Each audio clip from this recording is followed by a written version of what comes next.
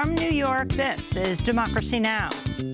I think Democrats win when we run on real solutions, not impossible promises. When we run on things that are workable, not fairy tale economics. You know, I don't understand why anybody goes to all the trouble of running for president of the United States just to talk about what we really can't do and shouldn't fight for. In the second Democratic debate, Senators Elizabeth Warren and Bernie Sanders clash with their moderate rivals on how to beat President Trump, as well as on economics, immigration, health care, and more. Care for All is comprehensive. It covers all health care needs for senior citizens. It will finally include dental care, hearing aids, and eyeglasses. But you don't know. Second of all. You don't know that, Second of all. We'll come to you in a second. I do know when I wrote the damn bill. We'll air highlights of the debate and get response from journalist Mehdi Hassan, immigration activist Erica Andiola, and former Michigan gubernatorial candidate Dr. Abdul El Sayed. All that and more coming up.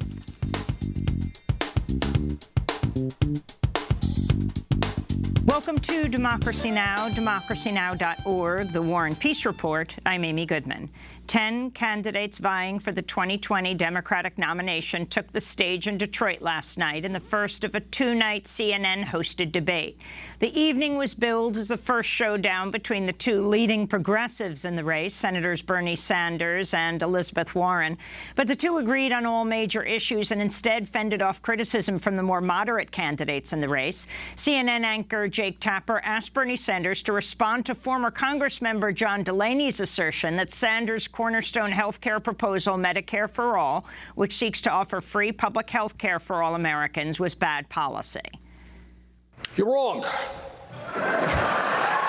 Right now, we have a dysfunctional health care system, 87 million uninsured or underinsured, $500,000 Americans every year going bankrupt because of medical bills, 30,000 people dying while the healthcare industry makes tens of billions of dollars in profit.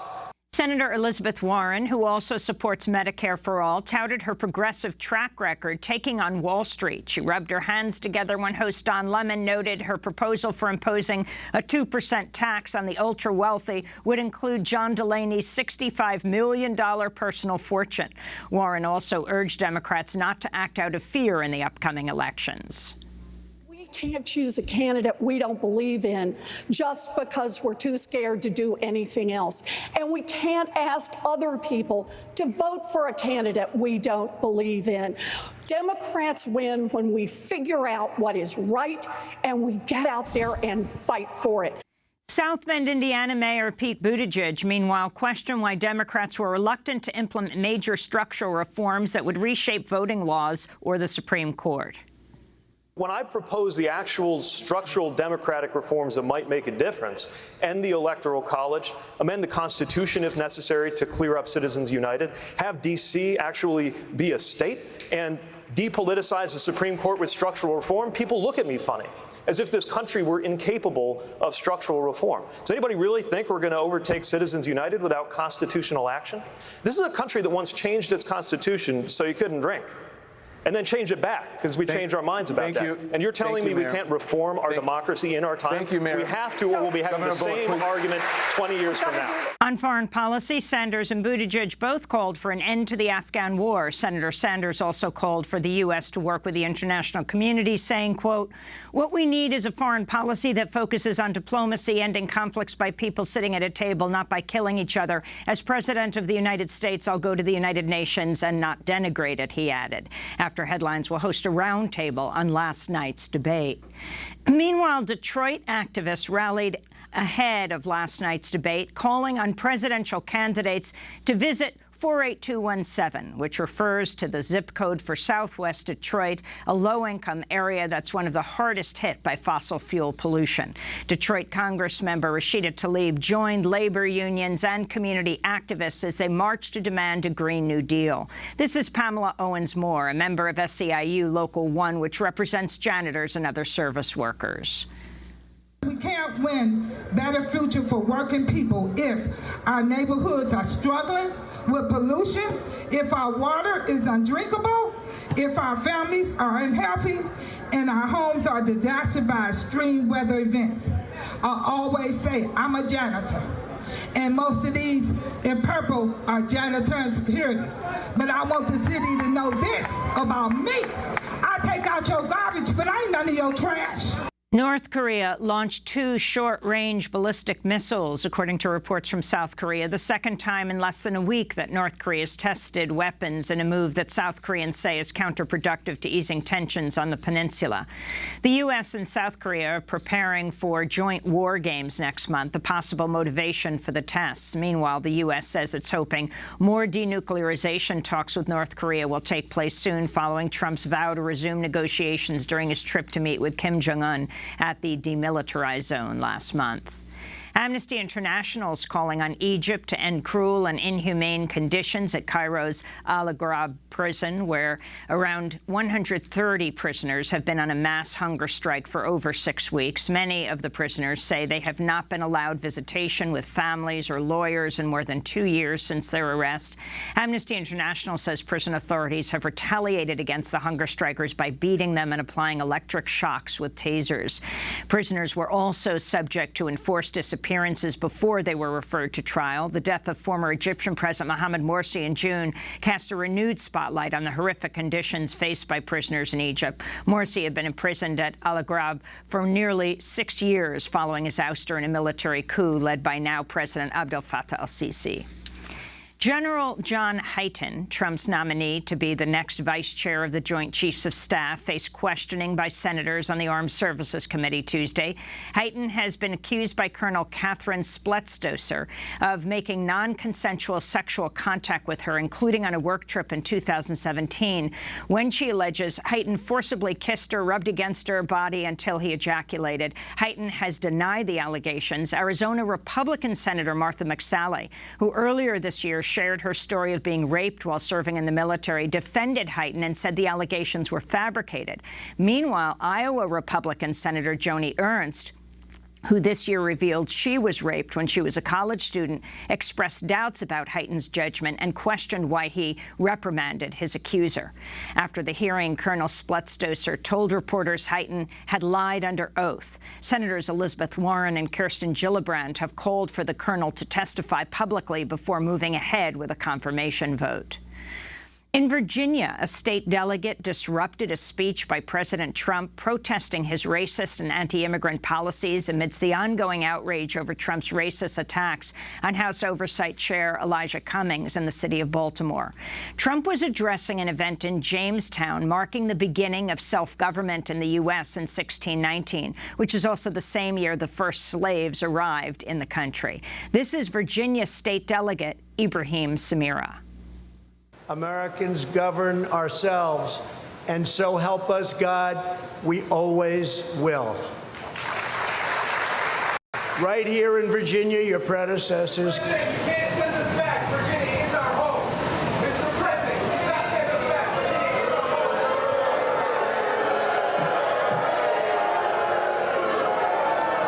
home. You cannot send us back. Virginia is our home, chanted State Delegate Ibrahim Samira, who is Palestinian-American. Samira also carried a sign that read, "Go back to your corrupted home, deport hate, and reunite my family and all shattered by systemic discrimination." Addressing his action later in the day, Samira wrote, quote, "Nobody's racism and bigotry should be excused for the sake of being polite.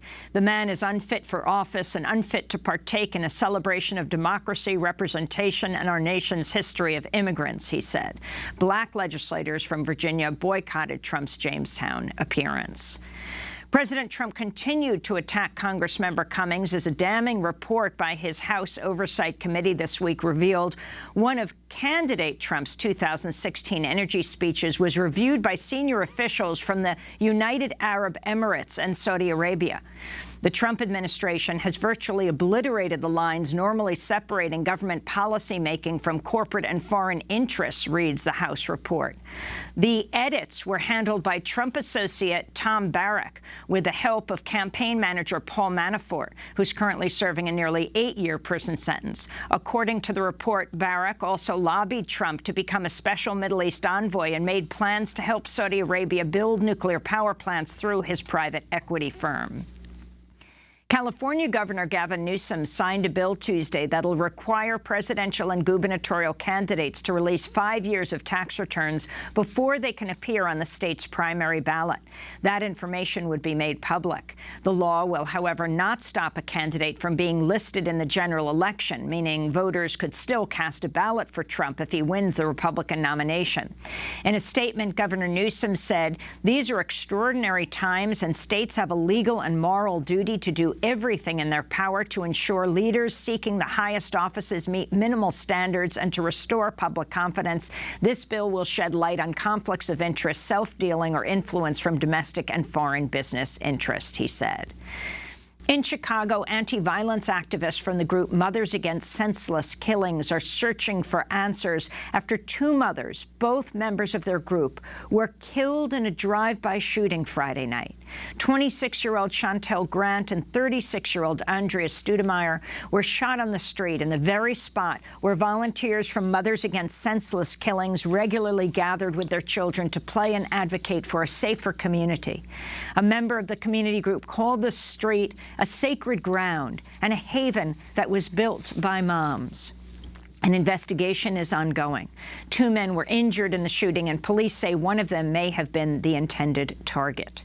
In New York City, the Board of Elections certified Queensborough President Melinda Katz as the winner of the Queens District Attorney Democratic primary following a paper ballot recount. But the fight isn't over, as her opponent, Tiffany Caban, filed a lawsuit challenging the results. Caban, a 31-year-old public defender and Democratic socialist backed by Alexandria Ocasio-Cortez and Bernie Sanders, originally declared victory on election night as early results put her ahead of Katz by around 1,000 votes.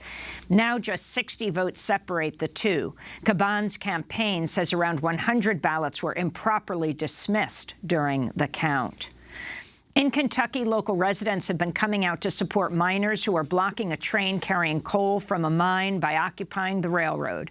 Miners are protesting after the mining company Black Jewel stopped paying them after they went bankrupt earlier this month. The Harlan County miners are now on day 3 of the protests and say they'll stay until they get some answers or their paychecks.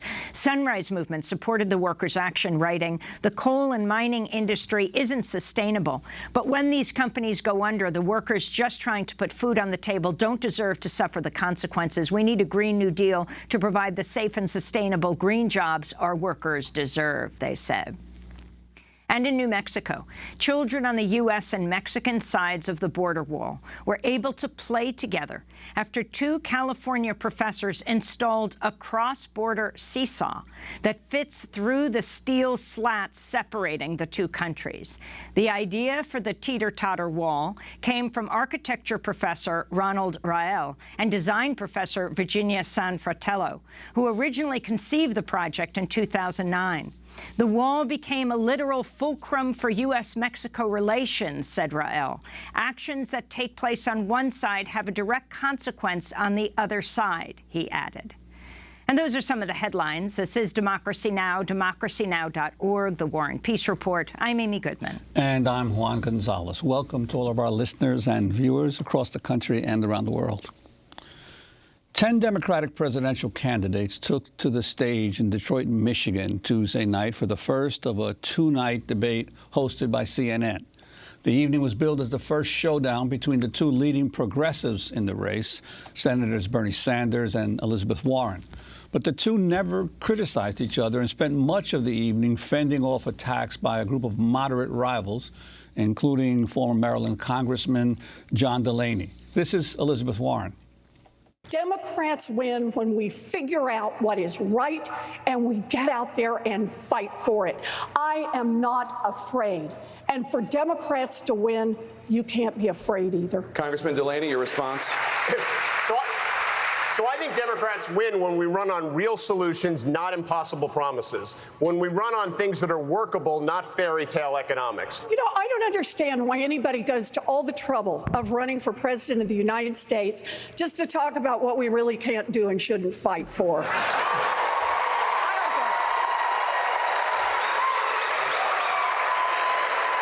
biggest problem in Washington Washington is corruption.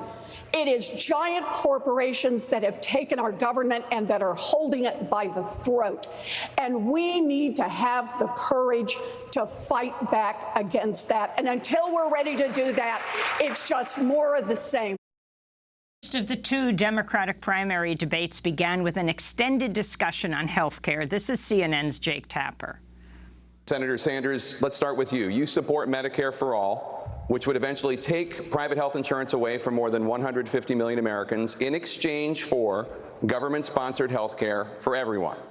Congressman Delaney just referred to it as bad policy, and previously he has called the idea political suicide that will just get President Trump reelected. What do you say to Congressman Delaney? You're wrong.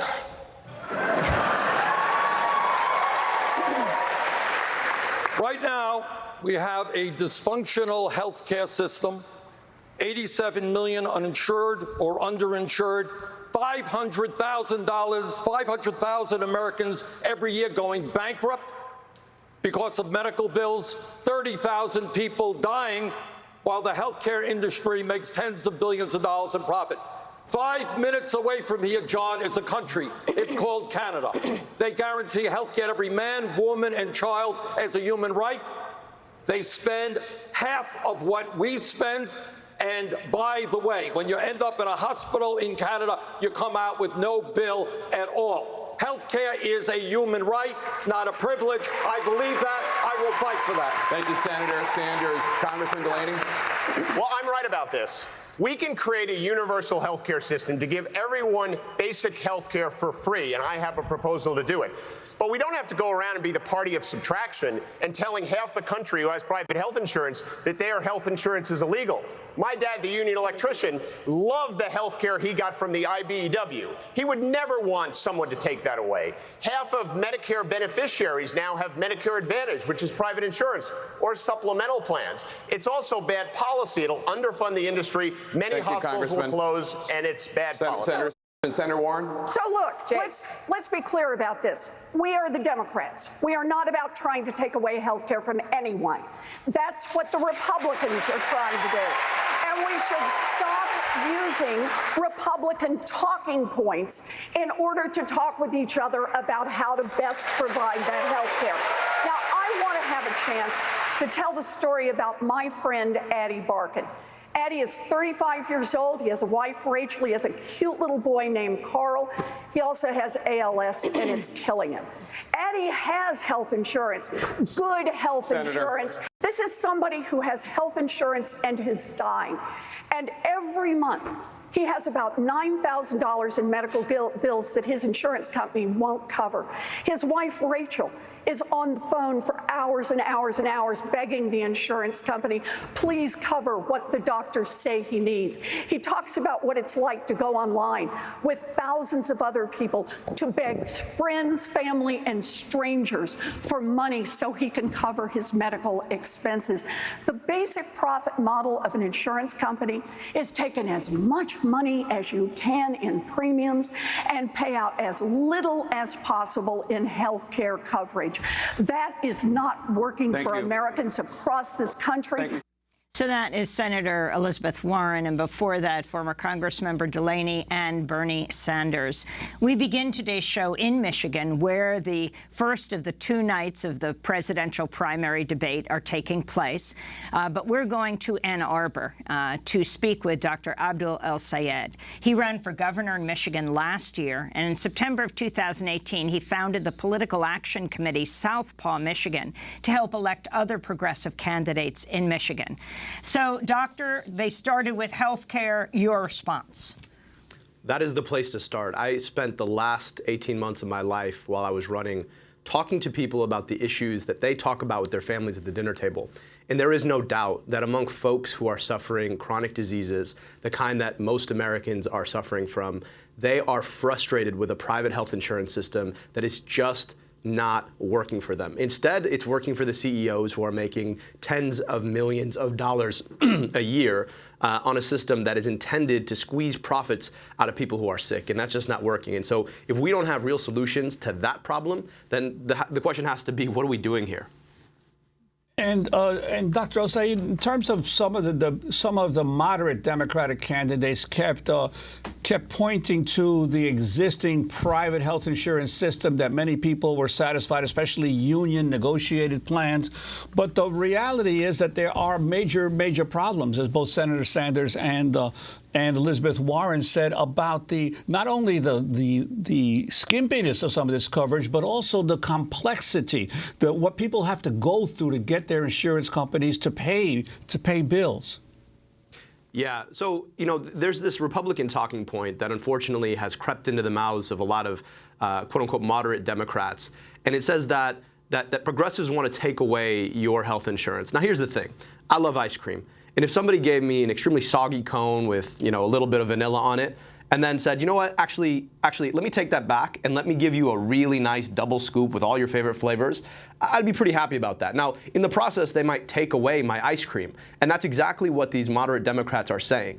We've got to remember that this is not about taking away anything. This is about replacing the system that we have that has been corrupted by a set of corporations who are interested in profiteering off of very sick people, and replacing it with a system that is more akin to almost every other high-income country in the world that would provide us access to high-quality health care where we could see any doctor we wanted without having to worry about basic things like these premiums and co-pays and deductibles and getting on the phone with private insurance bureaucrats to talk about why it is that we should get the care that we already paid for. This is a responsibility that we have as a society to finally solve this problem. We've been trying to do it for the past 70 years, and right now is the time where people are standing up. I am proud to see people like Senator Warren and Senator Sanders who put this debate on the table, fighting for that issue right now. This is the responsibility we have. It's not about taking away. It is about replacing with better. You mentioned the candidates taking on Republican talking points. Bernie Sanders talked about CNN doing the same. This is what he said. Senator Sanders, then Senator Warren, because you both were mentioned. The author of the Medicare bill, let me clear up one thing. As people talk about having insurance, there are millions of people who have insurance. They can't go to the doctor, and when they come out of the hospital, they go bankrupt. All right? What I am talking about, and others up here are talking about, is no deductibles and no co-payments. And Jake, your question is a Republican talking point. At the end of the day, and by the way, the healthcare industry will be advertising tonight on this program. Thank you. Senator Sanders was referring to a question by Jake Tapper about whether the middle class should pay higher taxes in exchange for universal coverage and the elimination of insurance premiums. Dr. El-Sayed, your response.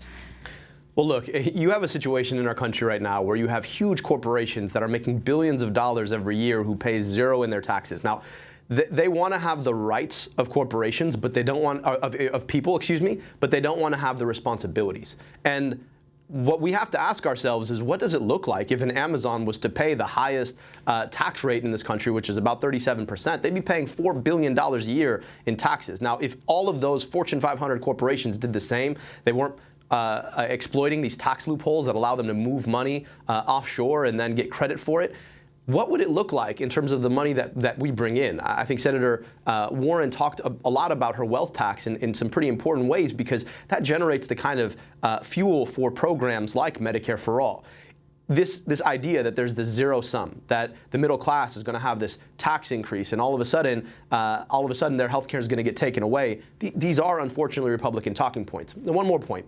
I ran on a single-payer plan for Michigan, and what we found is that when you take away those deductibles, those co-payments, those out-of-pocket costs from the everyday family, the average family of four earning $48,000 a year actually would save $5,000 on the top, because if you're not having to pay these costs, right, and instead you're paying a tax, in fact, you save money because the whole system becomes more efficient. So when you take those corporate inputs, when they actually have to pay their fair share, and you take the efficiencies gained by a single-payer system, it more than makes up for itself. We've got to push back on these talking points and remember that the goal of Democrats has always been to aspire to solve the problems that people face in their lives through our democracy, through our government. And this is exactly what Medicare for All would do.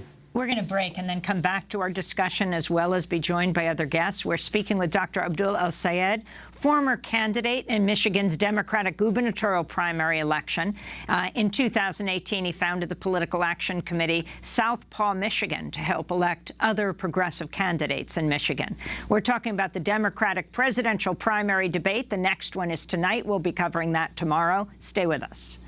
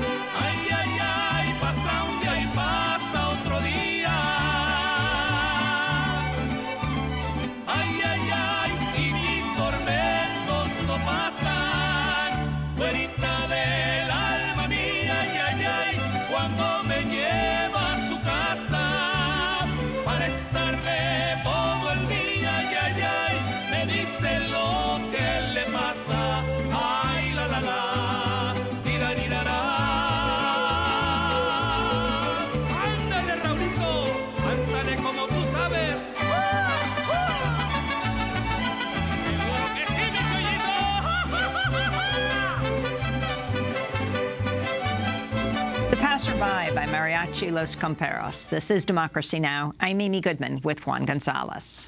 We are continuing to cover last night's Democratic presidential debate in Detroit. Let's go to CNN moderator Don Lemon questioning Elizabeth Warren. Senator Warren, I'm coming to you now. Last week, the FBI Director Christopher Wray said that the majority of domestic terrorism cases this year have been motivated by white supremacy. In fact, the alleged shooter in this weekend's attack in Gilroy, California, referenced a well-known white supremacist book on social media. How are you going to combat the rise of white supremacy? We need to call out white supremacy for what it is, domestic terrorism, and it poses a threat to the United States of America. We live in a country now where the president is advancing environmental racism, economic racism, criminal justice racism, healthcare racism. The way we do better is to fight back and show something better. So I have a plan, for example, on education that says we have to build a better education system for all our kids, but we've got to acknowledge what's happened on race. So my plan has universal tuition-free college for all of our kids, but also increases the Pell Grants and levels the playing field by putting $50 billion into historically black colleges and universities. Cancels student loan debt for 95% of the kids with student loan debt and helps close the black-white wealth gap in America. Thank you, Senator. That was Senator Elizabeth Warren. The issue of reparations for slavery also came up during the debate. This is Don Lemon of CNN questioning Marianne Williamson. Speaking of reparations, Ms. Williamson, many of your opponents support a commission to study the issue of reparations for slavery. But you are calling for up to $500 billion in financial assistance. What makes you qualified to determine how much is owed in reparations? Well, first of all, it's not $500 billion in financial assistance. It's $500 billion, $200 to $500 billion, payment of a debt that is owed. That is what reparations is. We need some deep truth-telling when it comes. We don't need another commission to look at evidence. I appreciate what Congressman O'Rourke has said. It is time for us to simply realize that this country will not heal. All that a country is a collection of people. People heal when there's some deep truth-telling. We need to recognize that when it comes to the economic gap between blacks and whites in America, it does come from a great injustice that has never been dealt with. That was Marianne Williamson talking at last night's debate. Joining us is Mehdi Hassan. He's a columnist for The Intercept and host of their Deconstructed podcast. He's also a host of Up Front at Al Jazeera English. Dr. Abdullah Saeed, former candidate in Michigan's 2018 gubernatorial primary election.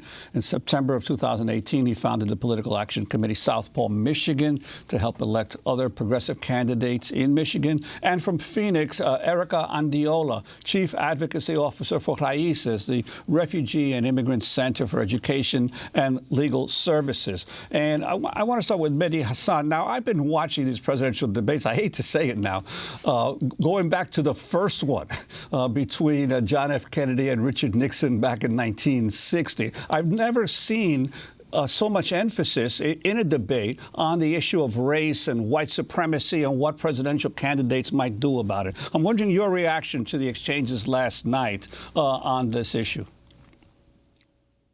I'm glad they discussed it, and I'm going to disagree with my good friend Abdul Al-Sayed, what he was saying before the break, that he's glad they started with healthcare. I wish they'd started the whole debate on race, because that's where we've been for the last few weeks. You have a racist in the White House making racist remarks about members of Congress, people of color, and backed by the Republican Party, which is basically now a white nationalist party. And I think that should have been where the debate began.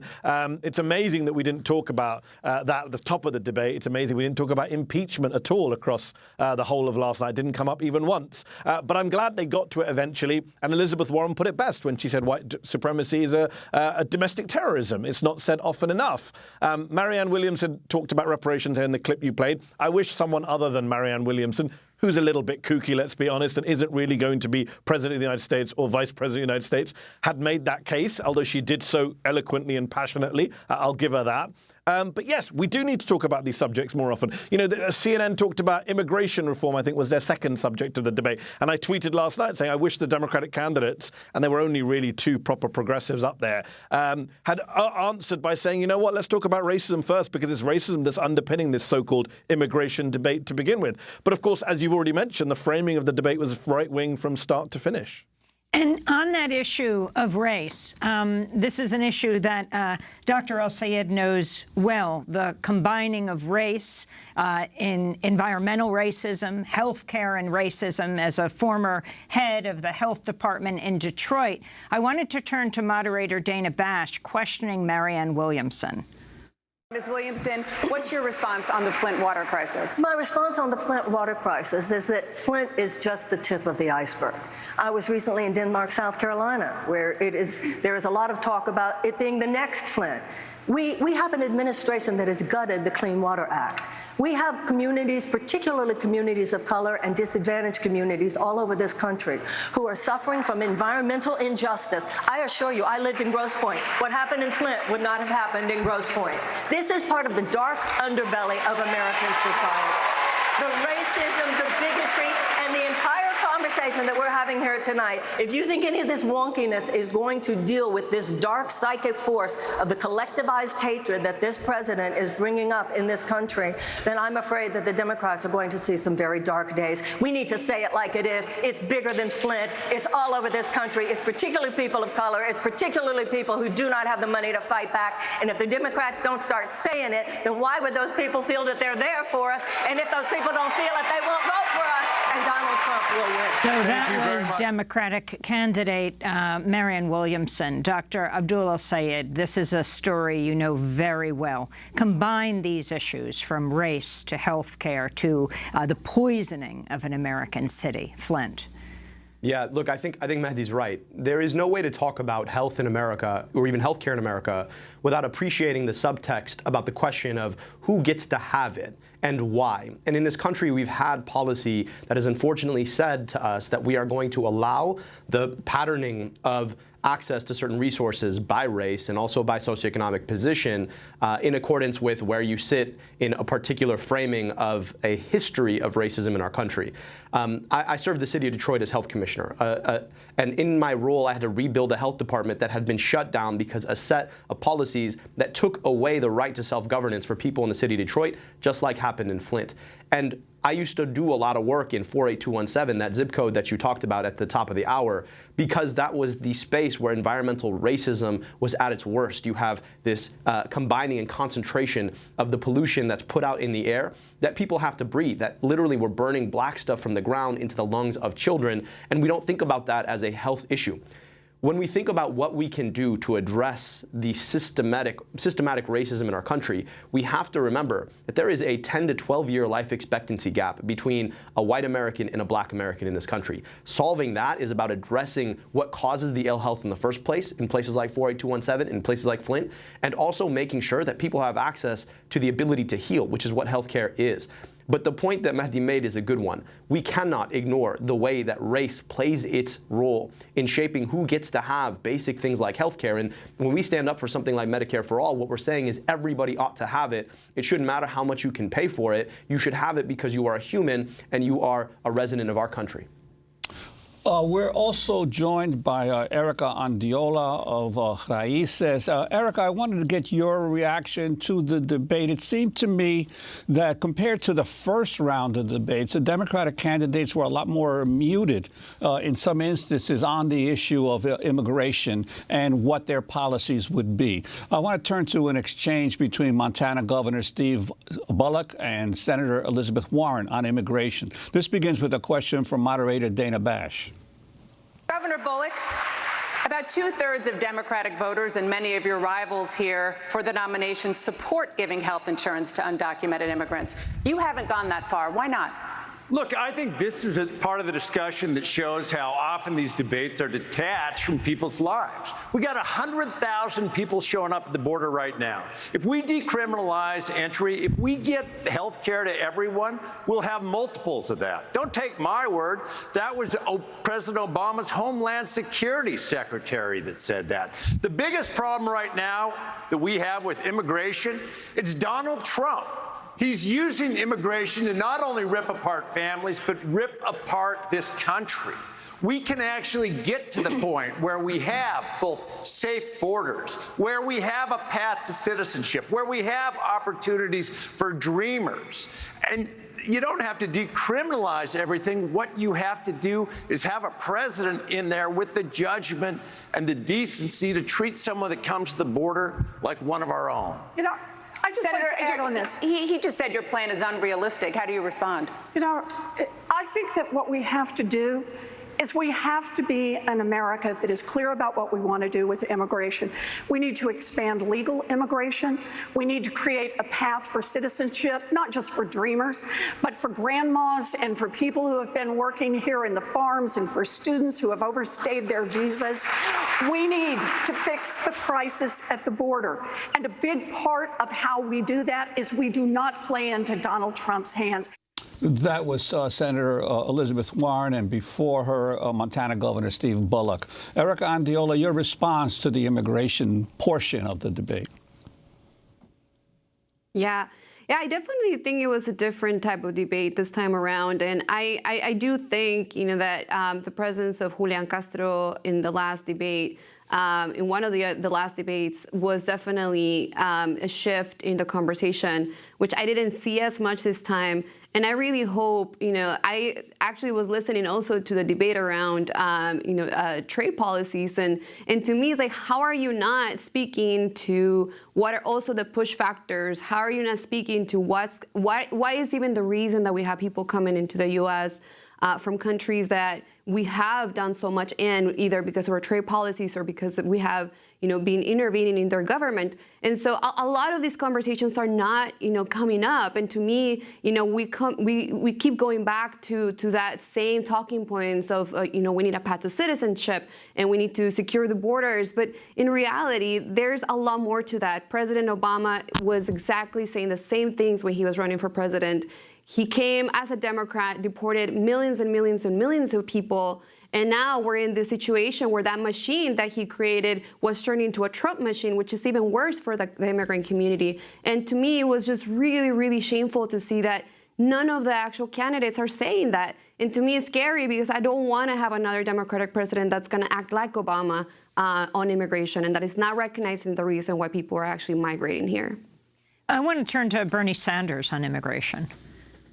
The main point I want to make is that what Trump is doing through his racism and his xenophobia is demonizing a group of people. And as president, I will end that demonization.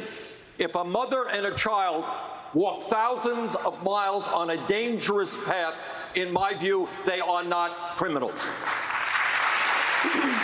They are people fleeing violence. And I think the main thing that we've got to do, among many others, Beto made this point, we've got to ask ourselves, why are people walking 2,000 miles to a strange country where they don't know the language? So what we will do the first week we are in the White House is bring the entire hemisphere together to talk about how we rebuild Honduras, Guatemala, and El Salvador so people do not have to flee their own countries. Thank you, Senator. Erica Andiola, if you could respond to what Senator Sanders said. Yeah, and this is what I'm speaking to, right? Why, to me, why is not the entire Democratic Party already recognizing that there is something bigger than just talking about securing the borders and sending more Border Patrol agents or sending the military or a lot of the things that we have done as, within the Democratic Party and in the Trump administration. We are not actually talking about what are the real issues and how we can actually solve them. And to me, it's super important to have these conversations. And perhaps a lot of Democrats are not every Democrat cares about immigration, but I can say that a lot of people in our community who are supposed to be right now feeling, like they should be going out to vote, whether it's in the Latino community or people of color, we need people to go out and vote in November of 2020, and that's going to happen if we're actually talking to them about the issues that they care about. And immigration is definitely one of those issues that a lot of people in the Latino community and other communities are really waiting to hear what's different. And like I said before, that we're not going to have another Democratic president that's going to deport a record number of people, and that, yeah, we are decriminalizing people who are coming into the U.S. because they are coming for a reason. They're fleeing violence and many other issues in Central America, as Bernie mentioned. And, at the end of the day, we need to have a different strategy because the one that Democrats have used in the past has not worked. And CNN itself, Erica, in the way that it framed the questions around immigration, you saw, for example, Bernie Sanders taking on CNN around health care and saying that they're using Republican talking points and framing their questions. What about immigration? Yep. In many ways, some of them were doing the same thing. One of the comments that to me was just, I couldn't help myself from laughing. That people need to find the doorbell, and I even tweeted like, where is the doorbell? Because my family couldn't find it, and a lot of people who represent Raíces can't find it at the border. And again, it's just to me this frustration that I feel that even within the Democratic Party, a lot of these issues have not evolved, and they're not going to convince our communities. They're not going to convince the people who right now need to be, feeling pushed, or not pushed, but motivated to go out and vote. And if we continue to hear the same things from Democrats that we just need to secure the border, it's not going to make a difference because, we don't want another President Obama. He didn't do a good job on immigration. He might have done a lot of other really great things for America. Immigration wasn't one of them. And I really hope that tomorrow, or today actually, in the Democratic debate of tonight, that there is a recognition that Obama deported a lot of people, even being Democrat, and that's not going to happen again in the next administration. And of course, tonight the debate will include Julian Castro, as well as Senators Kamala Harris, former Vice President Biden, Senator Booker from New Jersey. We're speaking with Erica Andiola in Phoenix, Arizona, Dr. Abdul El-Sayed in Ann Arbor, Michigan, and Mehdi Hassan coming to us from Washington. We're continuing the discussion on foreign policy and the question of socialism in a minute.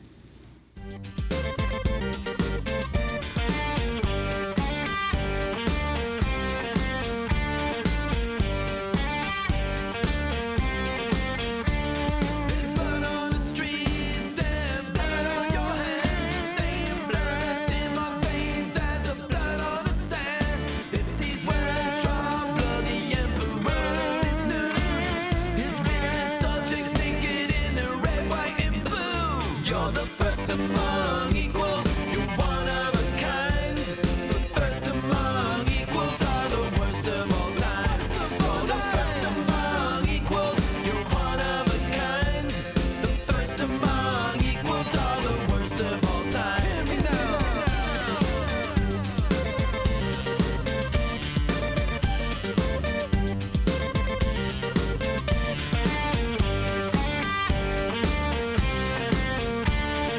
Where's the music?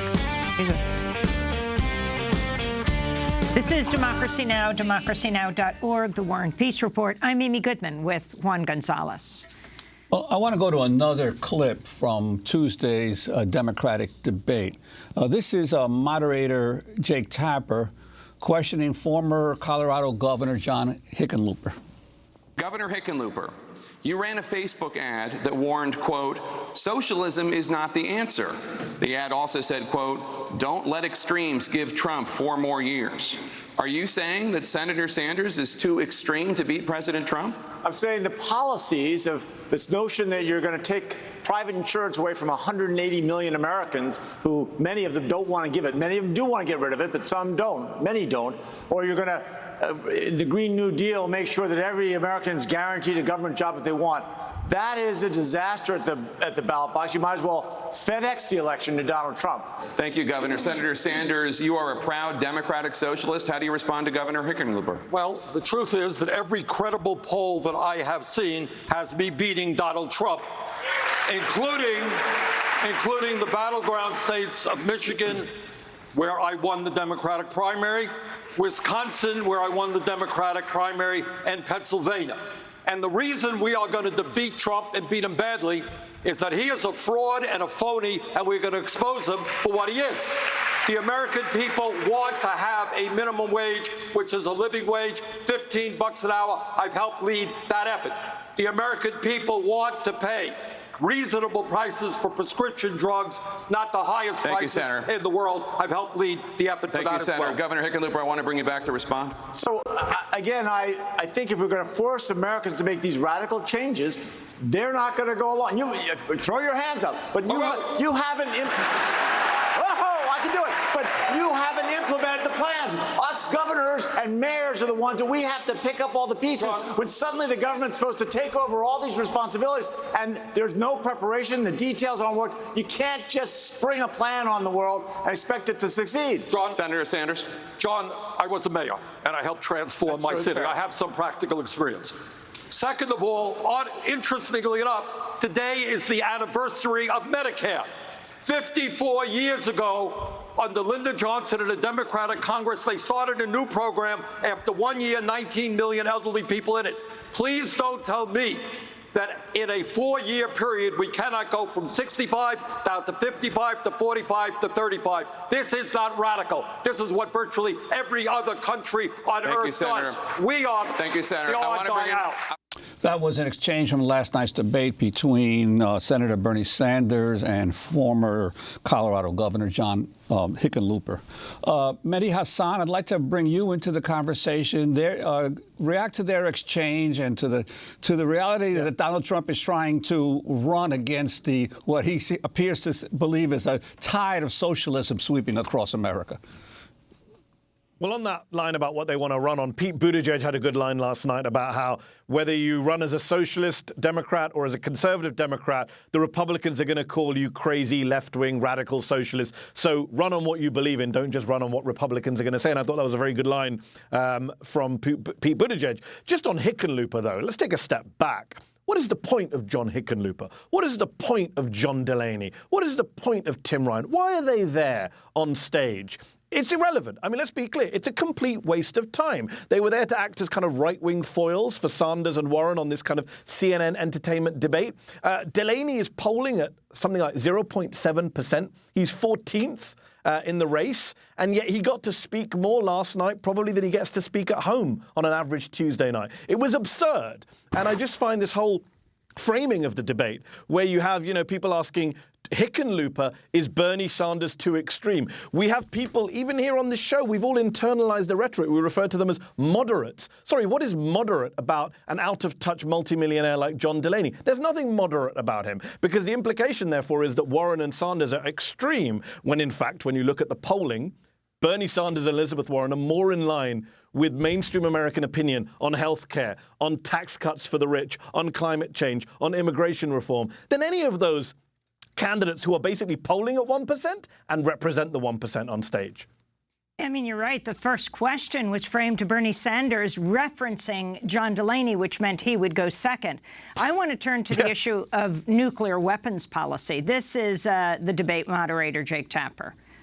Senator Warren, you want to make it U.S. policy that the U.S. will never use a nuclear weapon unless another country uses one first. Now, President Obama reportedly considered that policy, but ultimately decided against it.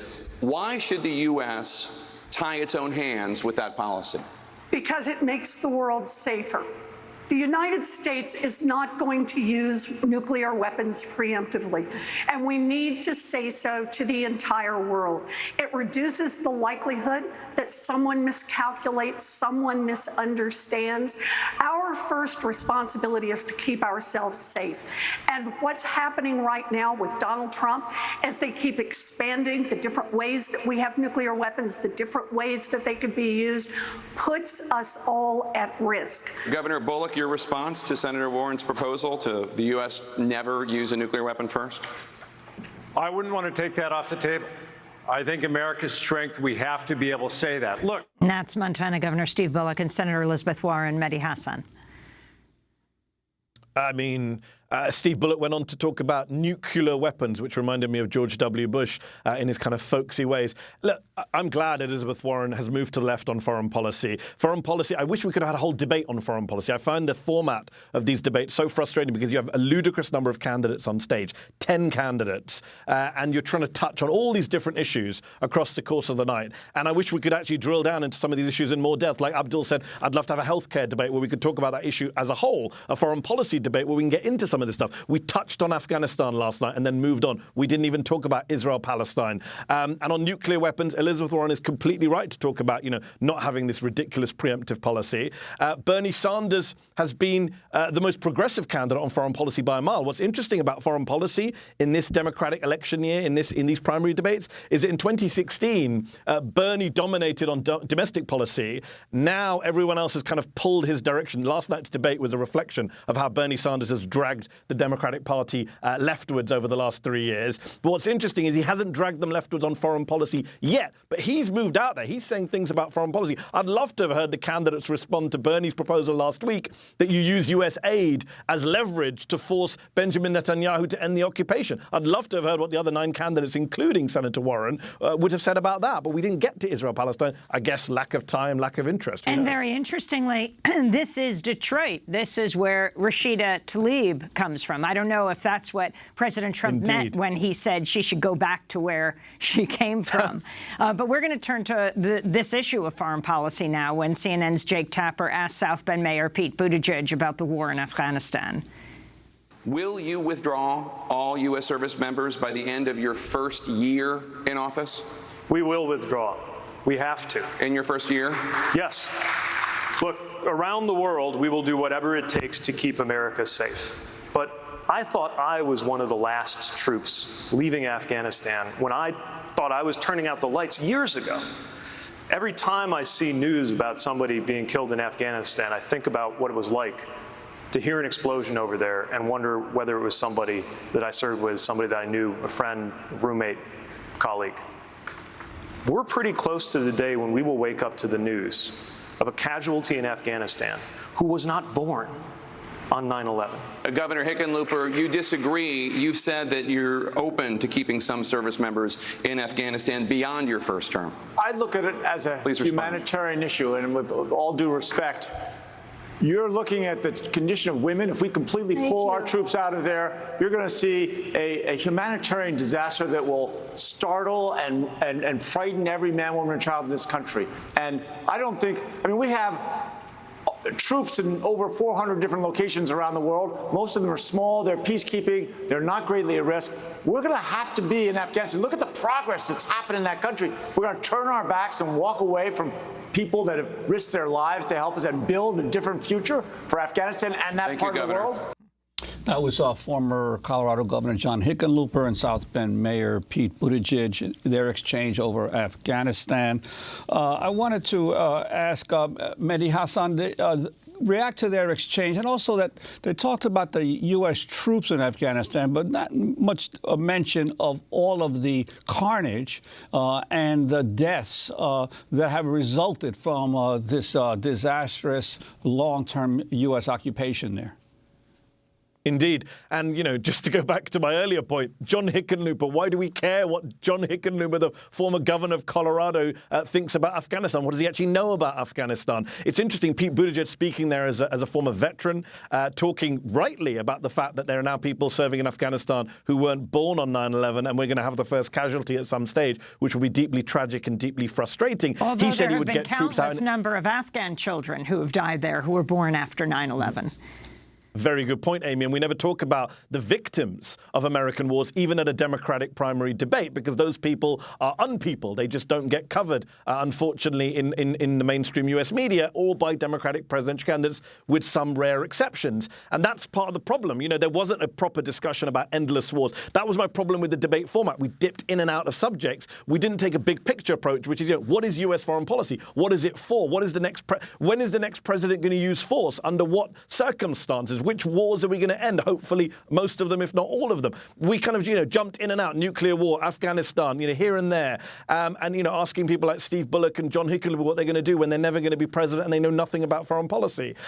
So, yes. And Pete Buttigieg had a good line, by the way. I don't know if you heard him when he said, you know, I want to be on the debate with Donald Trump because I want to be able to stand there as a veteran and stand next to a guy who pretended to be disabled to get out of fighting in Vietnam. You know, Donald Trump and his famous bone spurs, which I thought was a good line. But then I remembered, sadly, 2004, the Democrats put up John Kerry, the great veteran, against George Bush, the chicken hawk, and it didn't work. Let's go back to Senator Sanders last night when he praised rival Senator Elizabeth Warren. Now, Elizabeth is absolutely right.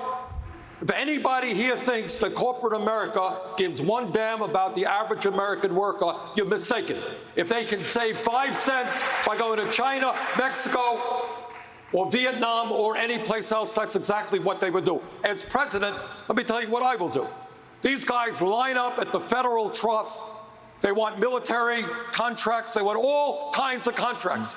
Well, under my administration, you ain't going to get those contracts if you throw American workers out on the street. Dr. Abdul Al-Sayed, if you respond to this, and then we're going to go around the round table to find out what you want to see tonight in the next of the 10 candidates that are running in the Democratic presidential primary. Yeah, I want to make a point about what Mehdi was saying. We make this differentiation between foreign policy and domestic policy when our foreign policy has dominated so much of our budget. We are involved in nearly 80 countries in the world, 14 of which our troops are seeing active combat. That costs a lot of money. And beyond that, we are shipping weapons abroad. We are subsidizing foreign military. That is all money that's being used, like you said, Amy, to kill children abroad, when we could be using that same money to save children's lives at home. And we're not doing that. And that's the point we have to be making. But on that broader point, the dominance of corporations in the ways that they have lobbied our government to make policy that is fundamentally about moving American materiel into countries where it doesn't need to be, into selling our healthcare system to the highest bidder, these corporations who have dominated it, into making decisions about who can and can't have prescription drugs, basic things that people need in their lives. This question of whether or not we're willing to deal with the system of inequality and the ways that corporations have created that really is the differentiator between people like Senator Sanders and Warren and the other folks. And are we willing to deal with that system? Erica Andiola, what you want to see tonight, the questions put to Biden and Harris and Booker and Castro? Yeah, I mean, I really hope, again, that they can continue to speak to, to racism. And I am particularly interested also in, hearing from Biden and a few others, hopefully from Biden, that, they are not going to repeat Obama's mistakes on immigration. And I also hope that, we can hear some, or at least a question on Puerto Rico, given what just happened in the island, that I was completely shocked that there was absolutely no mention of what just happened, in Puerto Rico, and what we should be doing as the U.S. to continue to support the island. Mehdi Hasan, you have 10 seconds. I hope that Kamala Harris takes down Joe Biden again, because it's ridiculous that Joe Biden's still the front runner in the Democratic presidential race. As the year is 2019, he's out of touch on everything. Mehdi Hasan, columnist for The Intercept, Dr. Abdul Al-Sayed, former Michigan gubernatorial candidate, and Erica Andiola, chief advocacy officer for ISIS. And that does it for our broadcast. I'm Amy Goodman with Juan Gonzalez. Thanks so much for joining us.